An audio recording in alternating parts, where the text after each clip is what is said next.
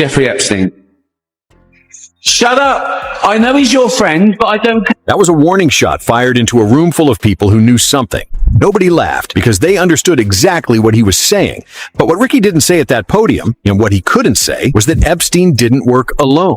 I only got 10 to 15 minutes to hold and feed her before they took her. Babies, plural, forced pregnancies. Children disappeared immediately after birth. All documented. All now part of the official record. That woman was the face of Be Kind broadcast into millions of American homes every single afternoon. But here's what nobody is connecting. Before the files dropped, before the victim diaries surfaced, there was a moment at the Golden Globes that changed everything. Ricky Gervais stood on that stage as a man who had already figured it out. For years, he'd been hosting that ceremony, watching the same faces, hearing the same names, and he knew exactly what was happening behind the closed doors of Hollywood's most powerful institutions. He wasn't making jokes. He was delivering warning. I'm going to write my own jokes, right? And I thought, who do I pander to? The 200 richest people in the room, or the 200 million people watching it? That wasn't a rhetorical question. That was a choice. Ricky chose the truth, but the truth he was telling made that room freeze, because every single person at that table had been on a list. Every person had been photographed at a party, had signed a guest book, had gotten on a plane, and they all knew who else had been there. They knew who was protecting the operation. But Ricky wasn't the only one trying to warn us. There was another man who had far more to lose,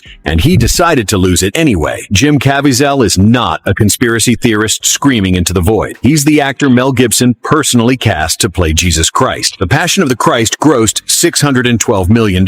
After that film, Jim had everything. Guaranteed stardom, institutional protection, a future locked in. And then he signed up for a different project, a film called Sound of Freedom. Think about what that means. The most powerful media operator in the English-speaking world allegedly issued a directive. If you make a film about rescuing trafficked children, you will be destroyed. The industry's response wasn't to deny it. It was to laugh at him, to call him crazy, to blacklist him twice. But Caviezel kept talking, and the more he talked, the more he connected dots that nobody else in that industry was willing to touch, and not in the way the system intended. While Ricky was firing warning shots from the Golden Globe stage, and while Caviezel was being systematically destroyed for trying to tell the truth, there was a woman at the absolute apex of her power in this industry, Ellen DeGeneres. She had a show that millions of Americans watched every single afternoon. She had a brand built on two simple words: be kind. You couldn't watch 5 minutes of her show without hearing it. It was on the merchandise. It was in every interview. It was her entire identity. America's daytime sweetheart. The woman who danced into your living room and told you to be a little nicer to each other. But in 2020, 36 former employees walked into BuzzFeed with a different story. A phony, hypocrite, liar. Not an assistant, not an intern, a producer, someone who worked directly with her. From the very beginning,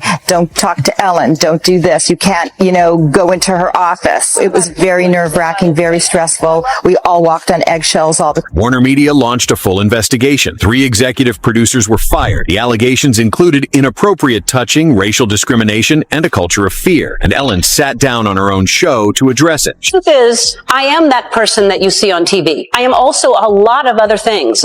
Sometimes I get sad. I get mad. I get anxious. I get frustrated. I get impatient. And I am working on all of... She never said what she was apologizing for. The people who knew what was really happening on that set, they didn't buy it for a second. The show ended in May 2022, but here's where the timeline starts to scream. 2 months after Ellen's show ended, her ex-girlfriend, Anne Heche, was dead. A car crash, but the footage was wrong. She was pulled from a burning car with severe burns all over her body. And then, in footage that's haunted the internet ever since, there was a moment where her body moved in a way that suggested consciousness. That suggested effort. That suggested she was aware. The coroner's report said smoke inhalation, brain dead from the fumes. But the body in the footage? That wasn't the body of someone who was already dead. 4 months after Anne Heche's death, Stephen Twitch Boss was found dead in a motel room. Twitch had been the literal face of Ellen's Be Kind brand. He was there every single day. He was the executive producer. He was the co-host. He was the person who embodied that message on national television. Twitch left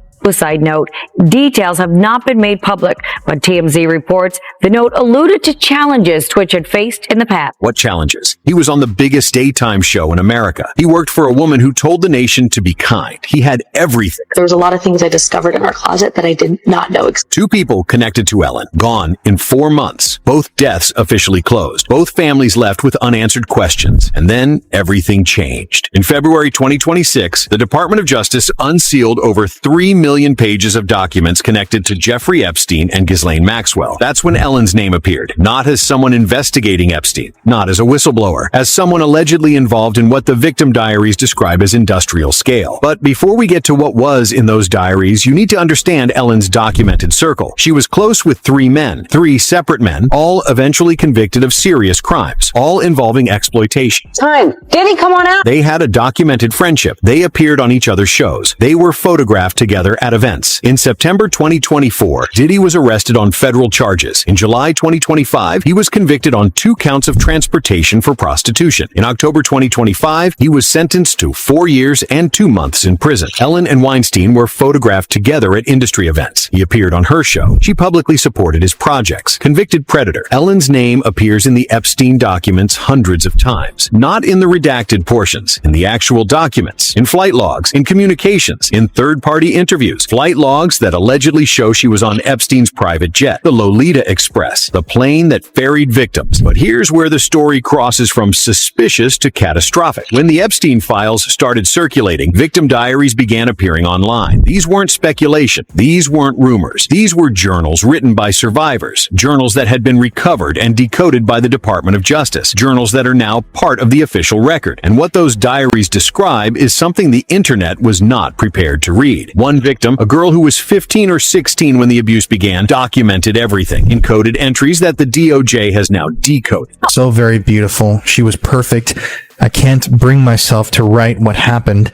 I am beyond broken. I only got 10 to 15 minutes to hold and feed her before they took her. Read that again. She got 15 minutes with her own baby. 15 minutes. And then it was taken. The victim describes multiple pregnancies, multiple babies, multiple procedures, multiple instances of being transported to different locations for the sole purpose of reproduction. No protection, only comfort from G, all convenience. Ambassador.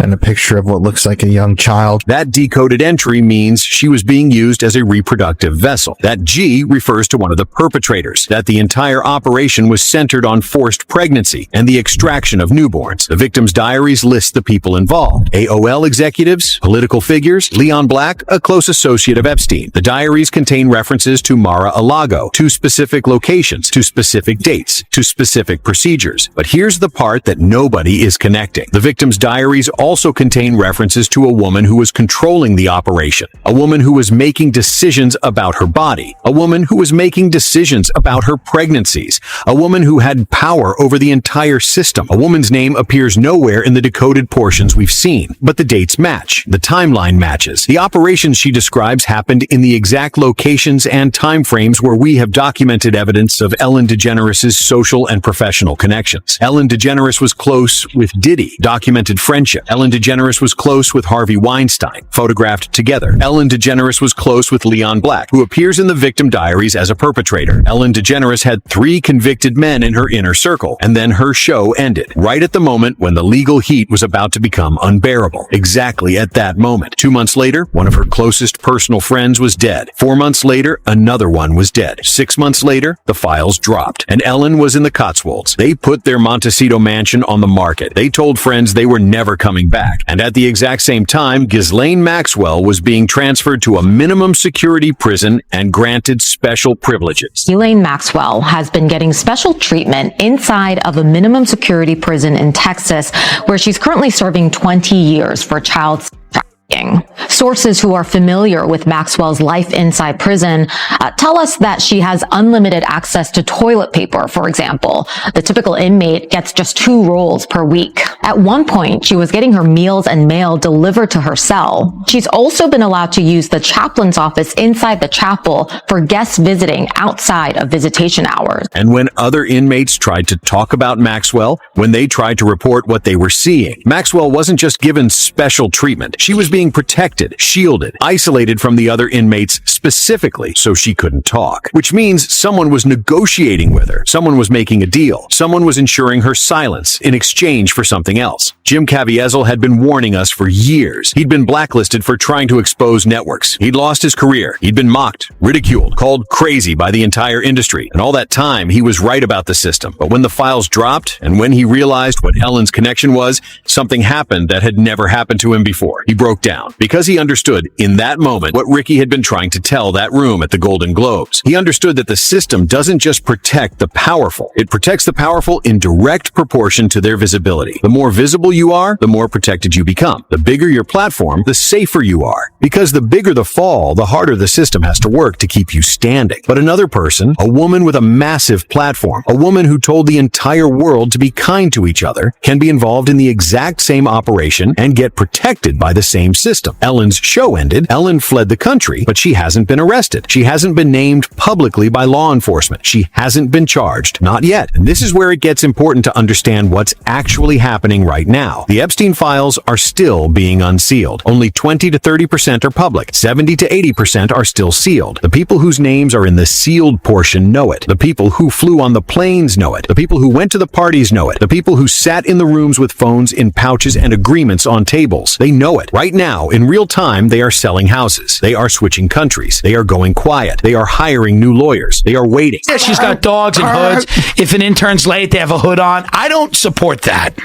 That's just me. The DOJ has the diaries. The DOJ has decoded them. The DOJ has the names. The DOJ has the dates. The DOJ has the locations. The DOJ has corroborating evidence. And they're releasing it in trenches, strategically, methodically, piece by piece. Why? Because they're building a case. And when you're building a case against someone with Ellen DeGeneres' level of power and reach, you don't rush it. You document everything. You lock down every contradiction. You make it airtight. Because if you're going to take down someone who spent 19 years broadcasting Be Kind to America while allegedly operating a ring in the background, you better be absolutely certain. You better have ironclad evidence. You better have victim testimony. You better have documents. You better have the kind of case that can survive the best lawyers money can buy. And if you look at what's already public, the victim diaries describing a baby factory, the names of the perpetrators being documented, the references to powerful men in commerce and politics, the evidence of forced reproduction, the disappearance of newborns, that's not just an investigation. That's a prosecution building. And now the files are being unsealed. Now the victim diaries are being decoded. Now the names are being documented. Now people in that room are sitting very still, hoping their names don't appear in the next batch. Hoping. But based on what we're already seeing in the victim diaries, based on the documentation of specific locations, specific dates, specific individuals, the chances that some of those names show up are not small. The chances are significant. Jeffrey Epstein.